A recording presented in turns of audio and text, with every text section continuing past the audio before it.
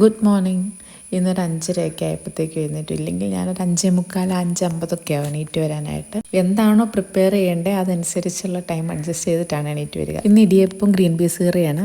എനിക്ക് കുറച്ച് നാൾ മുമ്പ് വരെ സ്ഥിരമായിട്ടുണ്ടായിരുന്ന ഒരു ശീലമായിരുന്നു കട്ടൻ കാപ്പിയും പാർലേജി ബിസ്ക്കറ്റ് കഴിപ്പും. കുറച്ചാൾ കഴിഞ്ഞപ്പോൾ മനസ്സിലായി ഇതൊരു അഡിക്ഷൻ പോലെ ആയിന്ന്. അങ്ങനെ കുറച്ച് കൊണ്ടുവരാനൊന്നും നിന്നില്ല.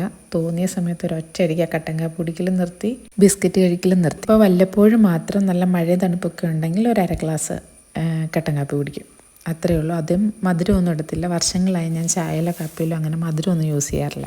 രാവിലത്തെ പണിയുടെ തിരക്ക് കൊണ്ടാണെന്ന് തോന്നുന്നു എങ്ങനെയാണ് സമയം പോകുന്നതെന്നേ അറിയത്തില്ല. ഇടിയപ്പത്തിൻ്റെ മാവ് കുഴയ്ക്കുമ്പം അത് കറക്റ്റായിട്ട് കുഴച്ചില്ലെങ്കിൽ നമ്മൾ പാടുപെടുന്നത് ഇഡ്ഡലി തട്ടിലോട്ട് വയ്ക്കാൻ നേരത്താണ്. ഇതിൻ്റെ ഏറ്റവും ബുദ്ധിമുട്ടുള്ളൊരു ഭാഗമാണ് അത് കറക്കി പിടിച്ച ഇഡ്ഡലി തട്ടിനകത്തോട്ടൊന്ന് ആക്കുക എന്നുള്ളത്. അങ്ങനെ 6:10 6:30 ആകുമ്പോഴത്തേക്കും ട്യൂഷന് കൊണ്ടുപോയി വിടണം. ഫെലിക്സ് ഇതുവരെ എണീറ്റിട്ടില്ല. 6 മണി തൊട്ട് വിളിക്കാൻ തുടങ്ങിയെങ്കിൽ മാത്രമേ 5 മിനിറ്റ് എന്ന് പറഞ്ഞിട്ട് ഇങ്ങനെ നീട്ടി മാക്സിമം 6:10 ആകുമ്പോഴത്തേനും എങ്ങനെയും കുത്തിപ്പൊക്കി എണീക്കും. അങ്ങനെ കൊച്ചിനെ പല്ല് തെപ്പിക്കാനായിട്ട് പറഞ്ഞു കേട്ടോ. ആ സമയം കൊണ്ട് എനിക്ക് പറ്റുന്ന പണിയെല്ലാം തീർക്കാമല്ലോ എന്ന് ഓർത്തുകൊണ്ട് ഞാൻ ഓടിപ്പിടിച്ചെല്ലാം ചെയ്യുവാണ്.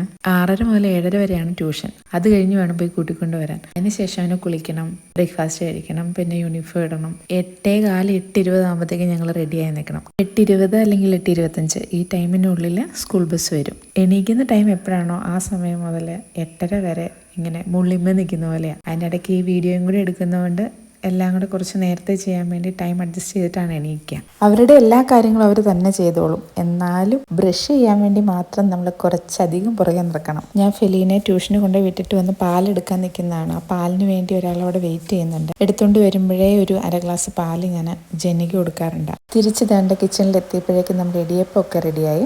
ബീഫ് ഫ്രൈ ചെയ്ത് ഇന്നലെ തന്നെ ബാക്കി ഇരിപ്പുണ്ടായിരുന്നു. ഇനി ഗ്രീൻ പീസ് കറി ഒന്ന് വയ്ക്കണം, വെണ്ടയ്ക്ക മെഴുക്ക് വരട്ടണം. ഇത്രയും കഴിഞ്ഞ് കഴിഞ്ഞാൽ പണിയെന്ന് പറഞ്ഞാൽ കുക്കിംഗ് കഴിഞ്ഞു.